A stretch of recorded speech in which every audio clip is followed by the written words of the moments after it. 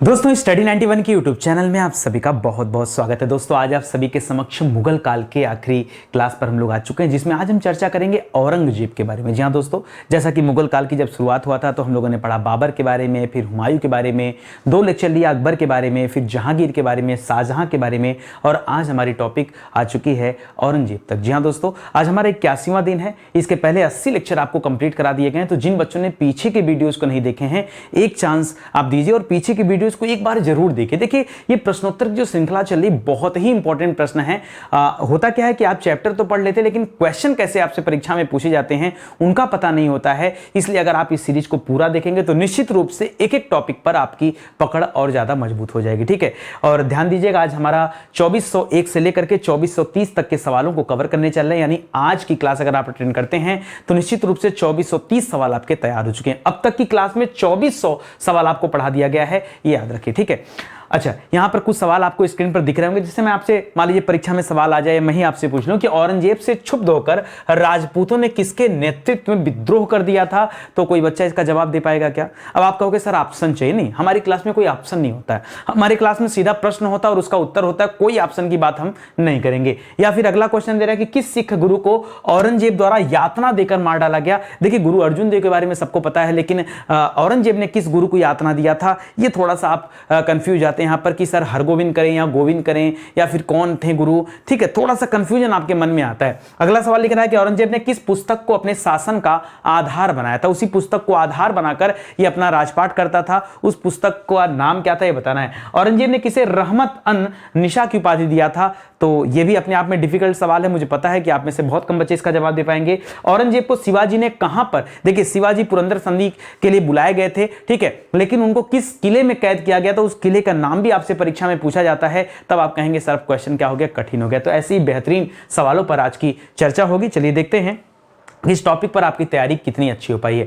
ध्यान दीजिएगा स्टडी 91 के प्लेटफॉर्म से NCERT based foundation batch start हो रहा है। दोस्तों ये अलग अलग विषय के लिए फाउंडेशन बैच बनाए जा रहे हैं। ये हमारा हेल्पलाइन नंबर है, कॉल करके आप संपर्क कर सकते हैं। ठीक है, सीधे आते हैं अपने टॉपिक पर और सीधे पढ़ना शुरू करते हैं। पहला सवाल है आपकी स्क्रीन पर, ध्यान दीजिएगा। आज हमारा 81वां दिन है और 2401 से लेकर 2430 के सवालों को देखने चल रहे हैं और औरंगजेब के बारे में हम लोग पढ़ने वाले हैं। सवाल कैसे आता है परीक्षा में, सुनिएगा ध्यान से। लिख रहा है कि औरंगजेब गद्दी पर बैठने से पहले कहां का गवर्नर था? जी हां दोस्तों, जन्म की बात बाद में करेंगे, पहले बताइए कि औरंगजेब जब गद्दी पर बैठा उसके पहले वह कहां का गवर्नर था? तो याद रखिएगा यह गवर्नर था दक्कन का। जी हां दोस्तों, यह दक्कन का गवर्नर चुना गया था। अच्छा एक सवाल और भी आ सकता है कि यह दक्कन का गवर्नर कब चुना गया, तो उसके लिए आपको जानना पड़ेगा औरंगजेब के बारे में। जी हां दोस्तों, औरंगजेब, तो औरंगजेब का जन्म दोस्तों कब हुआ था? पहला तो यह आपके लिए इंपॉर्टेंट सवाल है। अब आप एक चीज जानते हैं कि अगर इसके पहले इसके पिताजी की बात करें, ठीक है, इसके पिता यानी अगर मैं शाहजहां की बात करूं, यहां पे लिख दे रहा हूं दोस्तों, अगर मैं शाहजहां की बात करूं तो शाहजहां का शासनकाल कब से कब तक चला है? तो 1628 से लेकर के 1658 ईस्वी तक किसका शासनकाल रहा है दोस्तों? ये शाहजहां का शासनकाल रहा है। ठीक है, और इसने अपने पिता को बंदी बना लिया था, यह भी आपको अच्छे से पता होगा, बंदी बनाकर कैद कर लिया था। क्यों? क्योंकि शाहजहां ने अपने बड़े पुत्र दारा शिकोह को अपना उत्तराधिकारी नियुक्त किया था, लेकिन औरंगजेब को यह बात मंजूर नहीं थी। उसने अपने बड़ी भाई के साथ युद्ध किया, जजाऊ का युद्ध का नाम सुना होगा, ठीक है, धर्मत का युद्ध का नाम सुना होगा। उन युद्धों में दोस्तों दारा शिकोह को पराजित किया औरंगजेब ने और फिर से गद्दी को क्या कर लिया, हथिया लिया। तो ये चीजें आप याद रखिएगा। ठीक है, अब दूसरा इंपॉर्टेंट सवाल आता है कि इसका जन्म कब हुआ था? तो जन्म हुआ था दोस्तों 1618 ईस्वी में। ठीक है, देखिए 28 में राजा बनता, उसके 10 साल पहले इसका जन्म हो चुका है। जन्म कहां पर हुआ था दोस्तों? एक सवाल यह भी आता है, तो याद रखिएगा उज्जैन के पास में एक स्थान है, उस स्थान का नाम है दोहद। ठीक है, उज्जैन के पास में एक स्थान क्या है? दोहद। ठीक है, ये उज्जैन के पास जो दोहद स्थान है यहीं पर उसका जन्म हुआ था। ठीक है, और कितने साल बाद दोस्तों? तो 16 वर्ष की अवस्था में दोस्तों ये सूबेदार बन गया था। तो 18 दूना 36 यानी 1634। ठीक है, 1634 ईस्वी में वो क्या चुन लिया गया था दोस्तों? वो दक्कन का सूबेदार चुन लिया गया था। ये भी आप याद रखेंगे। तो ये पूरी इतनी बातें हैं, इसको ध्यान रखिएगा। लिख रहा औरंगजेब ने किस उपाधि को धारण किया था? इसकी उपाधि थोड़ी सी लंबी चौड़ी है, तो याद रखिएगा दोस्तों, इसका नाम था, इसका उपाधि जो धारण किया था मुजफ्फर आलमगीर। क्या उपाधि थी दोस्तों? मुजफ्फर आलमगीर की उपाधि से दोस्तों यह गद्दी पर बैठा था। हालांकि औरंगजेब के एक दो नाम और मिलते हैं, जैसे औरंगजेब को जिंदा पीर भी कहा जाता था। क्या कहा जाता दोस्तों? जिंदा पीर कहा जाता था, या औरंगजेब को दोस्तों दरवेश भी कहा जाता था। ठीक है, जिंदा पीर और दरवेश के नाम से भी जाना जाता था, तो ये भी आप याद रखेगा। हालांकि कोई उपाधि नहीं थी। किस उपाधि को धारण किया था? तो मुजफ्फर आलमगीर याद रखेगा, ये उसकी उपाधि थी। ठीक है, इसको ध्यान रखेंगे। अगला सवाल लिख रहा है दोस्तों कि औरंगजेब का पहली बार राज्याभिषेक कब हुआ? दोस्तों अगर ये सवाल लिख रहा है पहली बार, इसका मतलब है कि इसका राज्याभिषेक कई बार हुआ है। तो चलिए, कई बार में कितने बार हुआ? तो 2 बार हुआ है। ठीक है, अब पूछ रहा दोस्तों पहली बार राज्याभिषेक कब हुआ था? तो याद रखेगा पहली बार इसका राज्याभिषेक हुआ था जब शाहजहां की मृत्यु हो गई। ठीक है, उसके बाद 31 जुलाई 1658 में। कब दोस्तों?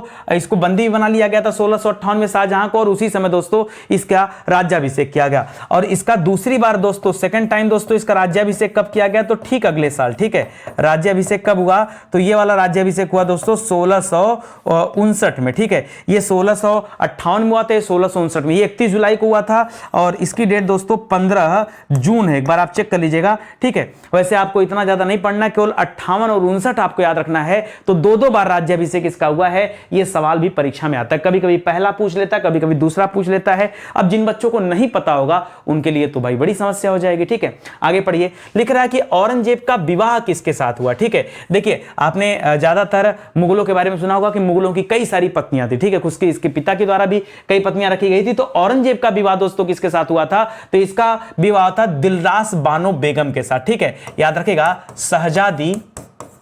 शहजादी दिलरास बानो बेगम। जी हाँ दोस्तों, दिलरास बानो बेगम के साथ दोस्तों औरंगजेब का विवाह हुआ था। ठीक है, और इसी का एक दूसरा नाम क्या देखने को मिलता है दोस्तों? तो इसी का नाम था रबिया।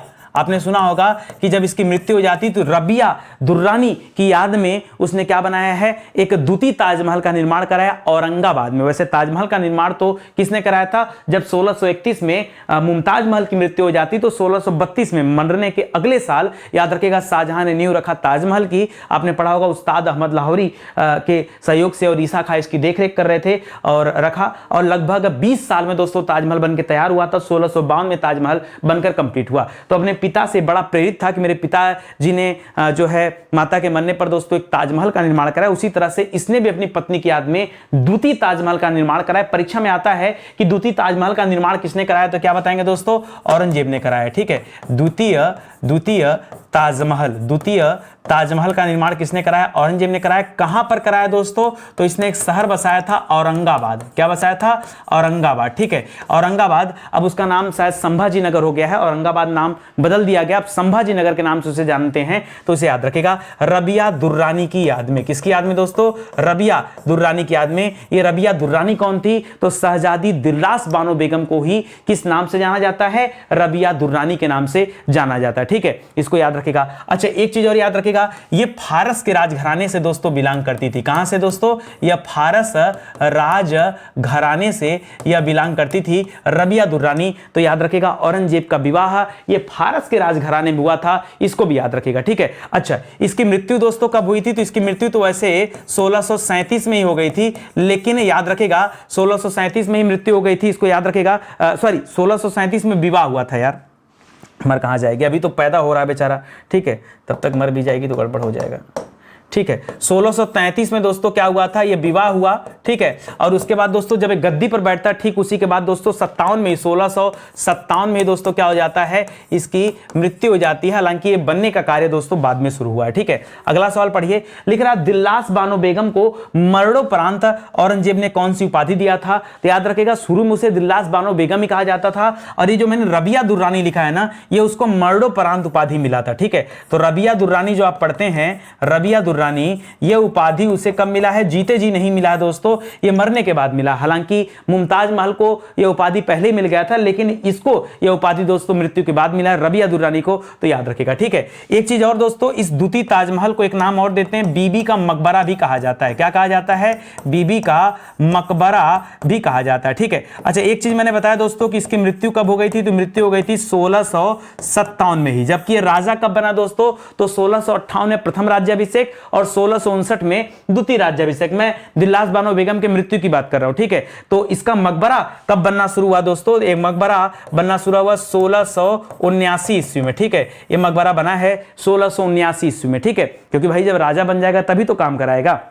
तो इस सवाल को भी आप याद रखिएगा। सवाल देखिए ऐसे ही पूछे जाते हैं। जब फाउंडेशन बैच में आएंगे तो वहां चर्चा परिचर्चा और ज्यादा विस्तार से होगा। यहां तो हम ओरली ऐसे डिस्कस कर रहे हैं कि भाई एक एक क्वेश्चन के माध्यम से देखा जाए। लिख रहा, औरंगजेब ने किसको रहमत अन निसा की उपाधि प्रदान किया था? यह उपाधि उसने किसे दिया था? तो याद रखिएगा, उपाधि उसने दिया था नवाब बाई को। किसे दिया था दोस्तों? नवाब बाई को यह उपाधि दिया गया था। कौन सी उपाधि? रहमत अन निसा की उपाधि दिया गया था, ठीक है। और इसकी मृत्यु दोस्तों 1691 में हुई है, ठीक है, 1691 में हुई है। ये कौन दोस्तों? ये भी उसकी पत्नी है। मैंने आपसे कहा ना कि मुगलों के द्वारा कई सारी पत्नियां रखी गई थी, तो रबिया दुर्रानी के बारे में तो बच्चे जानते हैं, लेकिन याद रखेगा नवाब बाई के बारे में बच्चे कम जानते हैं। नवाब बाई किसकी पत्नी थी? औरंगजेब की पत्नी थी। 1691 में इसकी मृत्यु हुई है। और जो दिल्ली में आप मोती मस्जिद देखते हैं, दिल्ली में जो मोती मस्जिद का नाम सुना है, वहां पर दोस्तों इसको दफनाया गया, ठीक है। दिल्ली की मोती मस्जिद में, मोती मस्जिद के प्रांगण में दोस्तों इसे दफनाया गया है। तो इसे भी आप याद रखेंगे, ठीक है। दिल्ली की मोती मस्जिद, आगरा की मोती मस्जिद की बात नहीं कर रहे हैं, दिल्ली की मोती मस्जिद की बात कर रहे हैं, उसको भी याद रखेगा। लिख रहा, औरंगजेब ने किसको साहिबात उज जमानी की उपाधि प्रदान किया था? कौन सा लिखा दोस्तों? साहिबात उज जमानी। जैसे मुमताज महल को मरियम उज जमानी कहा जाता था, उसी तरह से औरंगजेब ने किसको साहिबात उज जमानी की उपाधि दिया था? तो याद रखेगा, ये उपाधि दोस्तों किसे दिया गया था? ये औरंगजेब की बहन थी जहां आरा।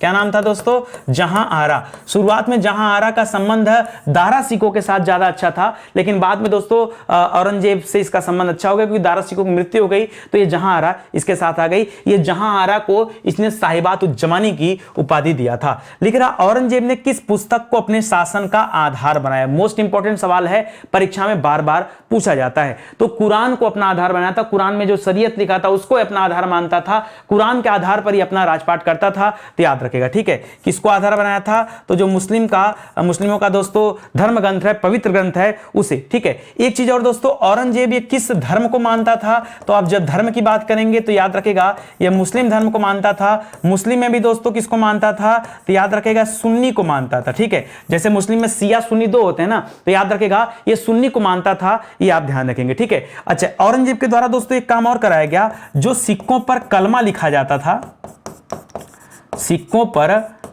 पर कलमा लिखा जाना बंद करा दिया। लिखा जाना बंद करा दिया। किसने दोस्तों? औरंगजेब ने। एक सवाल आता है परीक्षा में कि बताइए किस मुगल शासक ने सिक्कों पर कलमा लिखा जाना बंद करा दिया? तो क्या बताएंगे? औरंगजेब ने दोस्तों इस कलमा लिखे जाने की पद्धति को बंद करा दिया था। यह भी आप याद रखिएगा। लिख रहा, औरंगजेब के गुरु का नाम क्या था? जी हां दोस्तों, अच्छा सवाल पूछ दिया। औरंगजेब के गुरु का नाम क्या था? इसने किससे दीक्षा ली थी? तो इसके गुरु का नाम था मीर मोहम्मद हकीम। क्या नाम था दोस्तों?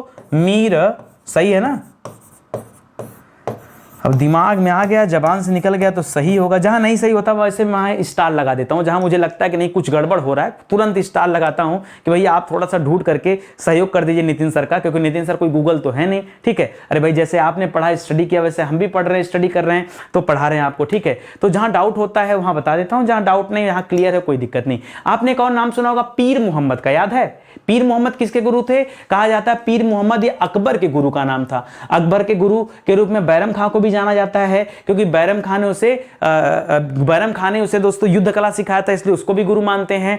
पीर मोहम्मद को भी गुरु मानते हैं। हालांकि आगे चल के पीर मोहम्मद ने कई लड़ाइयों में अकबर का साथ भी दिया, गुरु भी थे, लड़ाई करने भी जाते थे। और एक तीसरे गुरु का नाम मिलता शेख सलीम चिश्ती, उनको भी अकबर मानता था, क्योंकि उन्हीं के आशीर्वाद के बाद, उन्हीं के कहने पर अकबर कहां गया था? अजमेर गया था मोइनुद्दीन चिश्ती के दरगाह पर मत्था टेकने, ठीक है। तो उसे भी आप याद रखेगा, अच्छा सवाल है। यहां मीर मोहम्मद हकीम का नाम याद रखेगा। मीर मोहम्मद हकीम ये औरंगजेब के गुरु के रूप में दोस्तों जाने जाते हैं, ठीक है। आगे बढ़िए। लिख रहा, औरंगजेब ने कौन से कर को पुनः लागू कर दिया? जी हां दोस्तों, एक टैक्स था जिसको समाप्त कर दिया गया था, लेकिन उसको पुनः लागू कर दिया। तो याद रखिए, आपने पीछे पढ़ा होगा जजिया कर के बारे में। किसके बारे में पढ़ा होगा?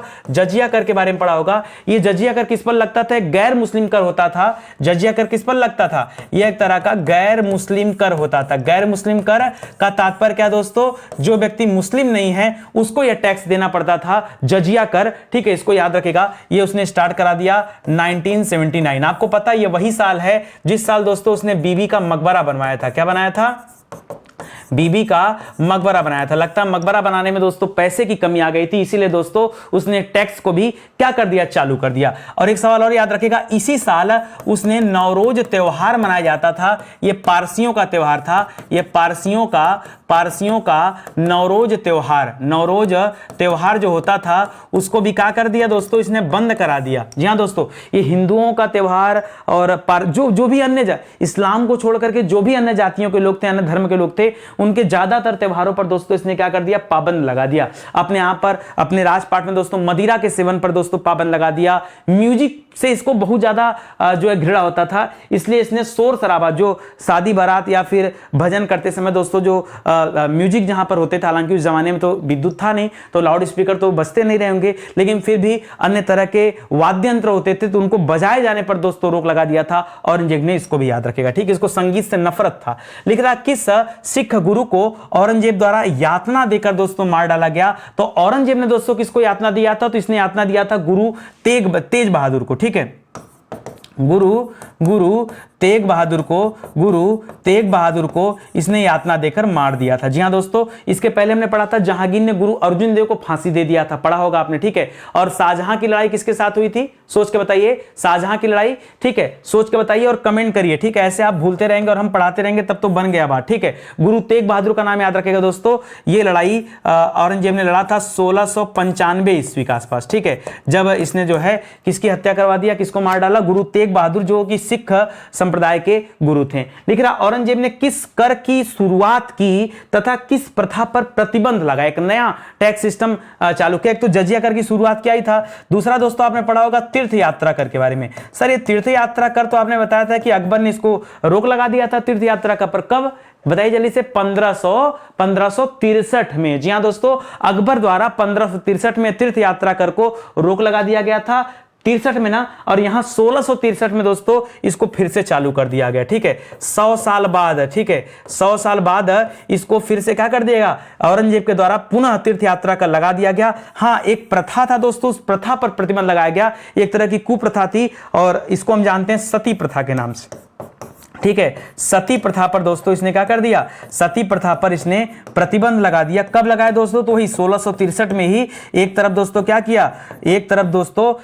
तीर्थ यात्रा कर लगाया, दूसरी तरफ सती प्रथा पर इसने रोक लगा दिया। तो ये सवाल भी आप याद रखेगा। देखिए, सवाल परीक्षा में ना ऐसे ही पूछे जाते हैं, इन टॉपिक से कभी आप उठा के देखें पेपर में। ठीक है, तो जितने भी मोस्ट इंपॉर्टेंट सवाल हैं उसको हम डिस्कस कर ले रहे हैं एक ही क्लास में, ये कहां कम है। ठीक है, मेहनत से थोड़ा पढ़ेंगे तो आपको और ज्यादा मजा आएगा। आगे बढ़िए। औरंगजेब द्वारा 1669 ईस्वी में, देखिए 79 नहीं लिख रहा है, 79 में तो मकबरा बनना शुरू हुआ था। ठीक है, ये जो 1679 आपने पढ़ा था, इसी में दोस्तों क्या हुआ था? बीबी का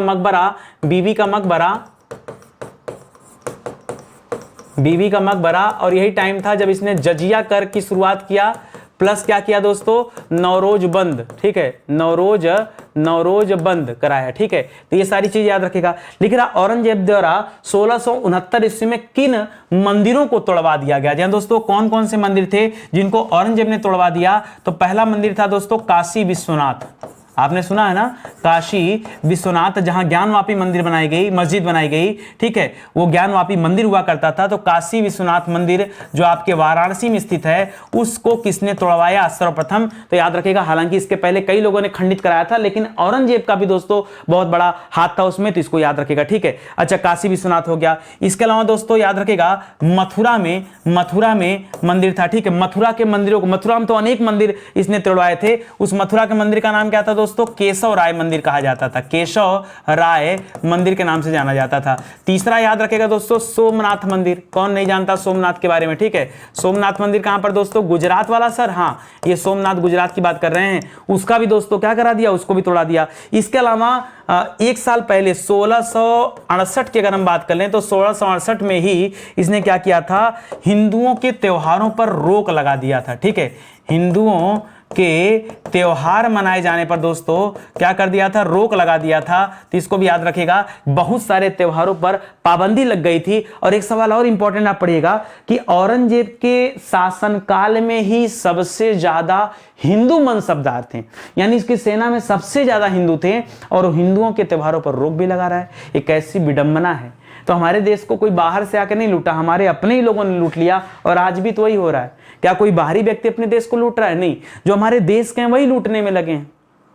जो हमारे देश के लोग हैं वही तो हमारे देश को लूटने में लगे। कोई बाहर का लूटता तो समझ में आता है कि चलो बाहरी व्यक्ति था, उसका काम था लूटना, वो आया लूटा गया, लेकिन ऐसा नहीं। कष्ट तो तब होता है जब हमारे अपने लोग अपने देश को लूटते हैं, जब कोई हमारा अपना हमारा ही विध्वंस करता है, तब बहुत ग्लानि होती। ठीक है, बाहरी वाला करता तो समझ में आता, कोई बाहरी व्यक्ति था, वो तो आया ही था लूटने, है कि नहीं? तो इसको याद रखेंगे। फिलहाल ये भी इंपॉर्टेंट सवाल हो जाएगा। आगे बढ़िए, लिख रहा औरंगजेब के नीतियों के विरुद्ध पहला विद्रोह दोस्तों किसके द्वारा किया गया? अब आपने पढ़ा, हिंदुओं के मंदिरों को तोड़वा दिया गया, हिंदुओं के त्योहारों को बंद करा दिया गया, हिंदुओं के ऊपर जजिया कर लगा दिया गया, हिंदुओं की जो प्रथाएं थी, सती प्रथा, उस पर दोस्तों प्रतिबंध लगा दिया। तो जब इतना सारा काम कराएगा तो जाहिर सी बात इसकी नीतियां गड़बड़ चल रही हैं। तो औरंगजेब की जो नीतियां थी, जो नियम थे, कानून थे, इसको लगता था हम सब कुछ कुरान के हिसाब से कर रहे हैं। लेकिन भाई अगर सब कुछ कुरान के हिसाब से होगा तो हमारे देश में जो अन्य जाति और धर्म के लोग थे उनका क्या?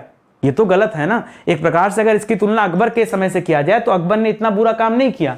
अकबर ने तो इबादत खाना बनाया, शुरुआत में भले न जाने दिया, लेकिन बाद में तो एंट्री फ्री कर दिया ना सब लोगों को, सभी धर्माचार्यों को बुलाया, सबकी जो है सबकी बात सुनता था। ऐसे ही थोड़े कि हरविजय सूरी को जगत गुरु की उपाधि दे दिया। भाई कोई अच्छे संबंध रहेंगे तभी तो चलिए खैर अलग बात है। तो औरंगजेब की नीतियों के विरुद्ध उसका जो पहला विद्रोह किया गया ये उज्बेकों के द्वारा किया गया। सॉरी, उज्बेकों के नहीं, जो अच्छा वो उज्बेकों की बात खत्म करिए। एक युद्ध बता रहा हूं मैं आपको। यहाँ पे एक युद्ध हुआ था दोस्तों, तिलपत का युद्ध, शायद आपने ना सुना हो। तिलपत का युद्ध, ये इतना मतलब छोटे छोटे सवाल है ना कि अगर आप नहीं समझेंगे तो याद नहीं हो पाएगा। ठीक है, तिलपत का युद्ध। अब इसके लिए मैं आपको बताऊं कि आपने मथुरा में सुना होगा, एक व्यक्ति था, उसका नाम था गोकुला। क्या नाम था दोस्तों? वैसे गोकुल एक जगह का नाम है, लेकिन गोकुला नाम का एक व्यक्ति था। उस गोकुला नाम के व्यक्ति ने अपना एक क्या बनाया था, समुदाय बना रखा था, एक ग्रुप बना रखा था। और इन्हीं लोगों ने, और ये ग्रुप किसका था दोस्तों? तो ये ग्रुप मथुरा के जाटों का ग्रुप था। ठीक है, और उन्हीं जाटों के द्वारा दोस्तों ये औरंगजेब की नीतियों का पहली बार दोस्तों विरोध किया गया। याद रखेगा, तिलपत का युद्ध भी लड़ा गया। हालांकि अब औरंगजेब तो मुगल बादशाह था, पूरे भारत पर दोस्तों उसका शासन था, तो छोटे मोटे विद्रोह उसके लिए मायने नहीं रखते थे। इसने क्या किया, पराजित कर दिया, जाटों को हरा दिया। ठीक है, इसी तिलपत युद्ध में उसके बाद इस विद्रोह को शांत कर दिया गया। ठीक है, याद रखिएगा। आगे लिख रहा है, औरंगजेब ने शिवाजी का दमन करने किसे भेजा था? शिवाजी दोस्तों उसमें मराठा शक्ति के रूप में उभर रहे थे और हिंदू धर्म के उदय के लिए इन्होंने बड़ा काम किया है। तो औरंगजेब ने शिवाजी का दमन करने के लिए किसे भेजा? तो याद रखेगा राजा, अच्छा कब भेजा था दोस्तों? तो 1665 ईस्वी में भेजा था। पहले तो इसको याद रखेगा, कब भेजा? 1665 ईस्वी में राजा जयसिंह को भेजा था। किसे भेजा था?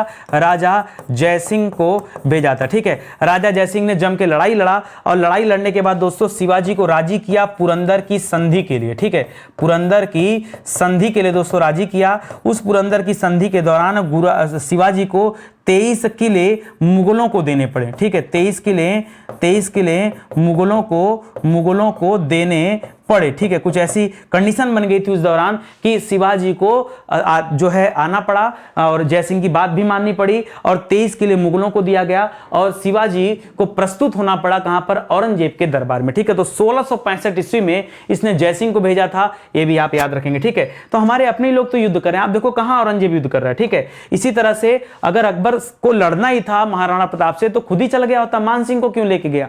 तो जब भी हमारे देश में लड़ाइयां हुई हैं, ये कोई विदेशी व्यक्ति ने काम नहीं किया है, हमारे अपने लोगों ने दोस्तों हमें तोड़ा है। जरा आप इन चीजों का ध्यान रखिएगा। ठीक है, हमारे अपने लोग एक दूसरे का सपोर्ट नहीं करेंगे, प्रोत्साहित नहीं करेंगे, टांग खींचने में लगे रहेंगे तो देश का क्या होगा?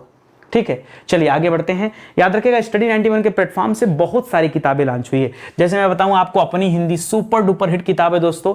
एक बार एक किताब को परचेज कीजिए और फिर भारत का कोई भी एग्जाम हो आपको सब कुछ यहां मिलेगा। 5000 सवाल भी यहां दिए गए। इसी तरह से आरओ की परीक्षा के लिए दोस्तों अपनी हिंदी स्पेशली आरओ की परीक्षा को ध्यान में रख के बनाया गया है। आरओ जीएस के ऊपर भी काम चल रहा है, थोड़ा सा काम पेंडिंग है। एक नई किताब आ रही है आरओ जीएस के लिए, आरओ हिंदी आ चुकी है, तो इसे भी आप देख सकते हैं। ये अभी हमारी लेटेस्ट किताब है दोस्तों यूपी टेट। जी हाँ दोस्तों, यूपी टेट, सुपर टेट, इन सब की किताबों की सीरीज में यूपी टेट की किताब भी आ चुकी है। ये ऐसा नहीं कि इतनी ही किताबें हैं, और भी किताबें दोस्तों, सब कुछ यहां नहीं लिस्ट किया जाता, इसलिए आपको बता रहा हूं, ठीक है। और पीटी परीक्षा तो आप सभी जानते हैं कि सभी के लिए अनिवार्य हो चुका, तो पीटी की किताब भी शानदार सी है, पीटी का प्रैक्टिस सेट भी है, वीडियो की किताब है। वीडियो की किताब पर तो बाई 1 गेट 1 का ऑफर चल रहा है दोस्तों, एक किताब पर एक किताब आपको मुफ्त दी जा रही है। किसी तरह की समस्या हो रही तो आप इस नंबर पर कॉल करके संपर्क कर सकते हैं। सर किताब कहां मिलेगी? तो स्टडी 91 के वेबसाइट पर भी है, एप्लीकेशन पर भी है। सर ये बताइए और कोई रास्ता है क्या? अमेजन पे है, फ्लिपकार्ट पे है, मीशो पे है, वहां से आप कैश ऑन डिलीवरी पर ऑर्डर कर सकते हो। पहले भैया किताब हमारे घर आ जाए, 10-20 रुपए सर एक्स्ट्रा दे देंगे, घर आ जाएगी तब हम पैसा देंगे। हमें विश्वास नहीं तो ठीक है, आप वहीं से ले लो, जहां से इच्छा हो परचेज कर लो। मार्केट में भी किताबें हैं, तो मार्केट में ऑफलाइन स्टोर से भी जाकर आप किताबों को परचेज कर सकते हैं, ठीक है। आइए आगे बढ़ते हैं। लिख रहा औरंगजेब ने शिवाजी को कहां पर कैद कर लिया था? आपने पढ़ा ना कि शिवाजी को पुरंदर की संधि करनी पड़ी। तो सवाल यह भी आता है दोस्तों कि पुरंदर की संधि कब हुई थी, ठीक है। तो याद रखेगा दोस्तों 1665 में हुई थी, ठीक है। अच्छा, उस संधि को किसने कराया था दोस्तों? तो जय सिंह ने करवाया था। किसने कराया था? जय सिंह ने करवाया था, ठीक है, शिवाजी के साथ। अब अगला जो सवाल दे रहा है दोस्तों, वो दे रहा कि शिवाजी को कहां पर कैद कर लिया गया? तो याद रखेगा जयपुर महल में कैद किया गया था। कहां पर दोस्तों? जयपुर महल में कैद कर लिया गया था, ठीक है, धोखे से। जबकि दोस्तों शिवाजी बाद में क्या, जयपुर महल नहीं, इसका नाम शायद जयपुर भवन है, महल नहीं है, जयपुर भवन है। जयपुर भवन में इनको कैद कर लिया गया था। बाद में 1666 ईस्वी में, ठीक है, एक बहरूपियों को वहां पर रोक करके शिवाजी वहां से चले जाते हैं, निकल जाते हैं। तो इसको भी आप याद रखेगा, ये भी अच्छा सवाल है। अगला लिख रहा है किस मुगल बादशाह के समय हिंदू मनसबदारों की संख्या सबसे अधिक थी? अभी थोड़ी देर पहले मैंने आपसे बताया कि हिंदू मनसबदार सबसे ज्यादा कहां पर थे दोस्तों? तो औरंगजेब के यहां पर थे, ठीक है। औरंगजेब के दरबार में दोस्तों सबसे ज्यादा हिंदू मनसबदार थे, ये आप सभी जानते हैं। लिख रहा मुगल काल में किस बंदरगाह को बाबुल मक्का कहा जाता था? इसी बाबुल मक्के के रास्ते लोग मक्के मदीना की यात्रा करते थे, जो कि धार्मिक यात्रा थी। अच्छा, वो अपने धर्म के लोगों के लिए कोई तीर्थ यात्रा का नहीं था, हाँ, लेकिन भारतीयों के लिए दोस्तों, अगर जो हिंदू धर्म थे उनके लिए दोस्तों तीर्थ यात्रा कर इसने लगा रखा था। तो किस बंदरगाह को बाबुल मक्का कहा जाता था? तो बंदरगाह दोस्तों गुजरात में स्थित है, सूरत में। जी हाँ दोस्तों, सूरत गुजरात में स्थित है, ठीक है। इसे बाबुल मक्का के नाम से जानते थे, इसे भी आप याद रखेंगे। याद रहेगा आप सभी को ना, ये सभी इंपॉर्टेंट सवाल हैं, परीक्षा की दृष्टि से बहुत इंपॉर्टेंट है, तभी मैं आपको पढ़ा रहा हूं। लिख रहा है मुगल सैनिकों ने किसके नेतृत्व में सतनामी विद्रोह को दोस्तों दबा दिया? किस विद्रोह को? सतनामी विद्रोह को मुगलों ने दबा दिया। इसके पहले जो विद्रोह था मैंने बताया था, गोकुला नाम के व्यक्ति के द्वारा दोस्तों किया गया था, ठीक है, मथुरा में, और उसको भी औरंगजेब ने दबा दिया था। और यहां पूछ रहा किस मुगल सैनिकों ने किसके नेतृत्व में सतनामी विद्रोह को दोस्तों दबा दिया था? तो याद रखेगा एक व्यक्ति है, उसका नाम है रदनज खां। क्या नाम है दोस्तों? एक व्यक्ति मुगलों से संबंधित है दोस्तों, याद रखेगा रदनरज खां, ठीक है। क्या नाम है? रदनरज।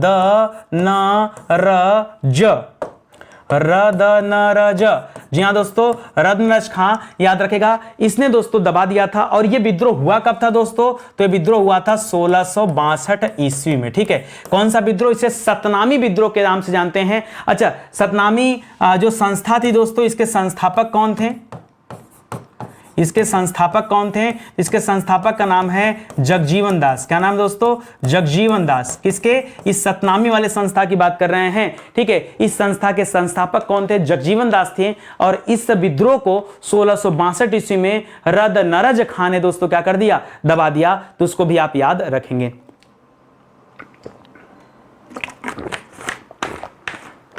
चलिए आगे बढ़ा जाए। अगला सवाल देखिए, लिख रहा औरंगजेब के काल में किसने बुंदेला विद्रोह से पूर्वी मालवा में स्वतंत्र राज्य की स्थापना किया था? ठीक है, बुंदाला नहीं दोस्तों, बुंदेला विद्रोह से पहले स्वतंत्र राज्य की स्थापना कहां पर दोस्तों? पूर्वी मालवा में। आपको पता है पुराने समय में जब मालवा पढ़ रहा था मैं, तो आपको पता है 1662 ईस्वी में इसी मालवा पर अकबर ने हमला किया था, आक्रमण किया था रानी रूपमती के लिए। और बंदा बाज बहादुर का नाम सुना होगा आपने, बाज बहादुर का नाम, बाज बहादुर के साथ उसकी लड़ाई भी हुई थी, ठीक है। वो तो तब की बात थी। अब ये औरंगजेब का काल आ चुका दोस्तों। तो यहां पर दोस्तों राजा छत्रसाल का नाम आपने सुना होगा। किसका नाम? राजा छत्रसाल का नाम सुना होगा। राजा छत्रसाल ने बुंदेला विद्रोह से पूर्वी मालवा में स्वतंत्र राज्य की स्थापना किया था औरंगजेब के काल में। अब जाहिर सी बात है, स्थापना हो जाएगा तो औरंगजेब तो खाली बैठेगा नहीं, लड़ाई तो करेगा।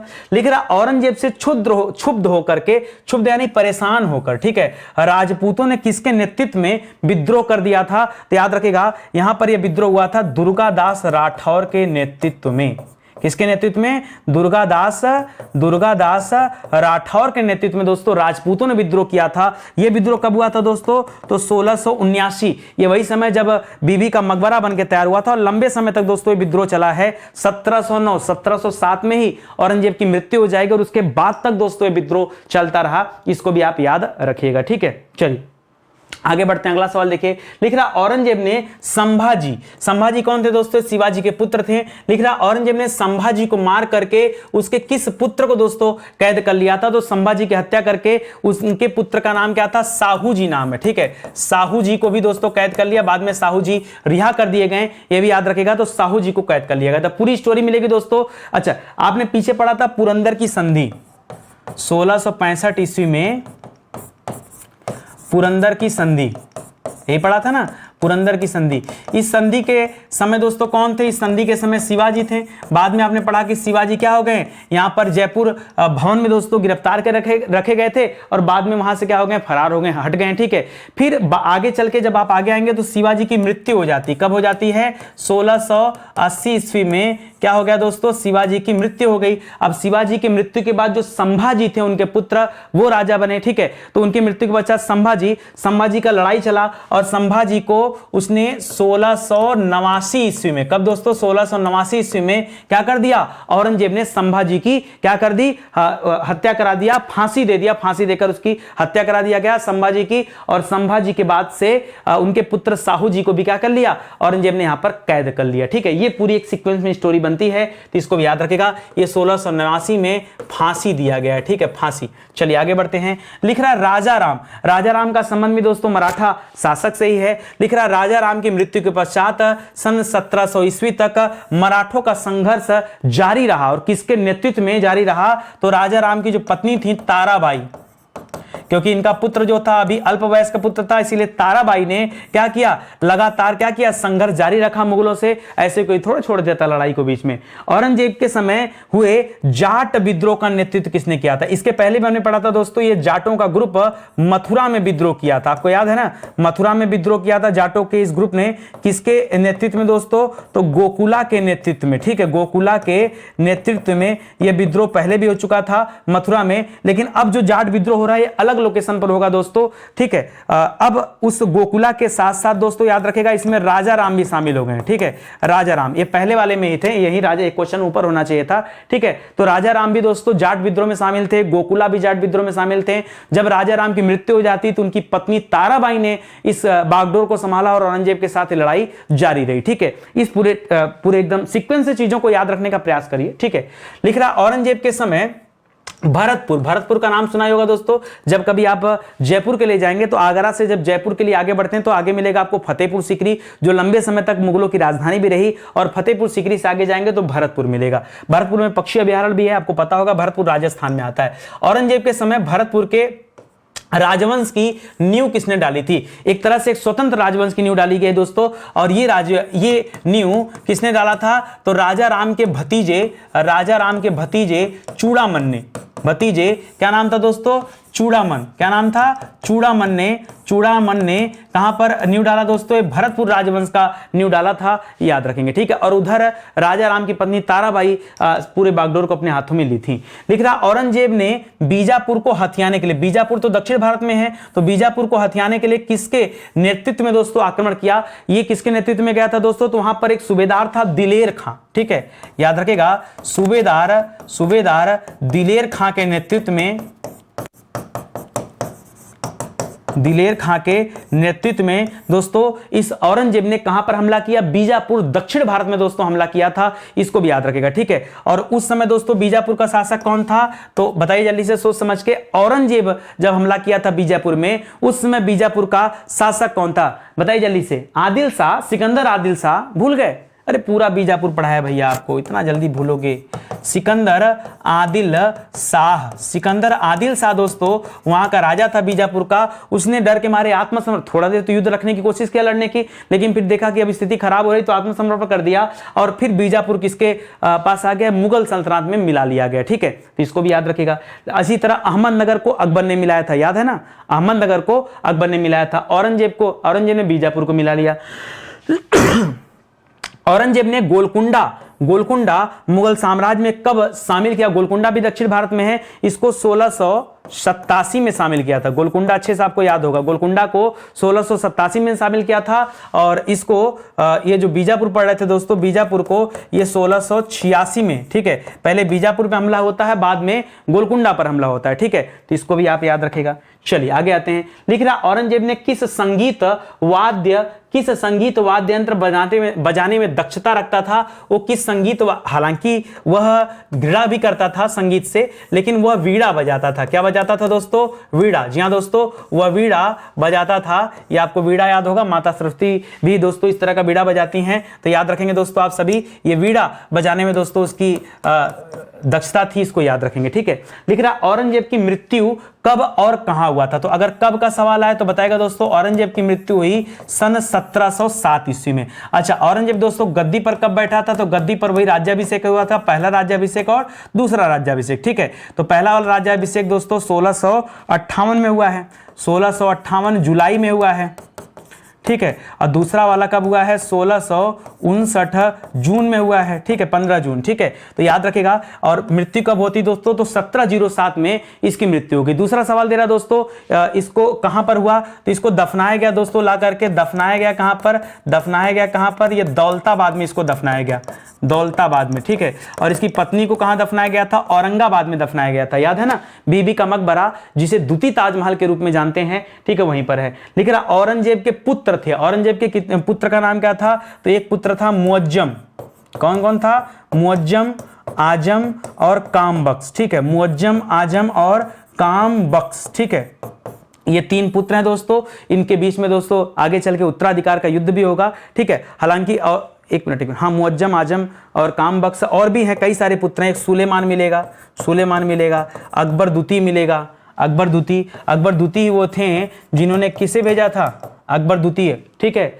अकबर द्वितीय का नाम मिलता है ना, राजा राम मोहन राय को राजा की उपाधि उन्होंने दिया था, ठीक है। हालांकि वो बाद में अभी आएगा काम, ठीक है। पहले इसको छोड़िए, ये अलग है जाएंगे। यहाँ पे मुअज्जम, आजम, कामबख्श, सुलेमान, ये सब याद रखेगा दोस्तों। ये लोग पुत्र हैं, ठीक है। और आगे अब इन्हीं का उत्तराधिकार युद्ध जारी रहेगा, ठीक है। तो आज का सेशन दोस्तों ही समाप्त होता है। उम्मीद करता हूँ आपको समझ में आया होगा और अच्छे से आपने पढ़ भी लिया होगा।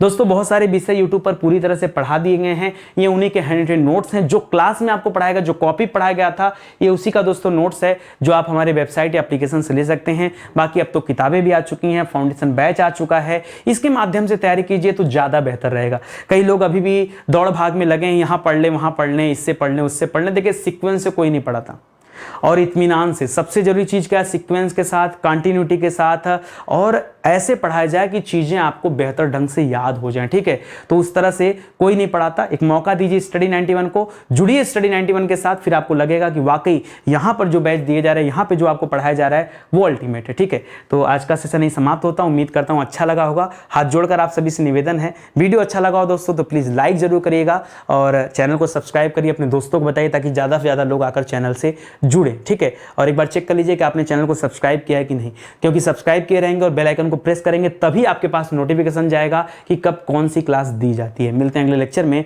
तब तक के लिए बहुत बहुत धन्यवाद आपका। जय हिंद, जय Bharat. Thank you so much.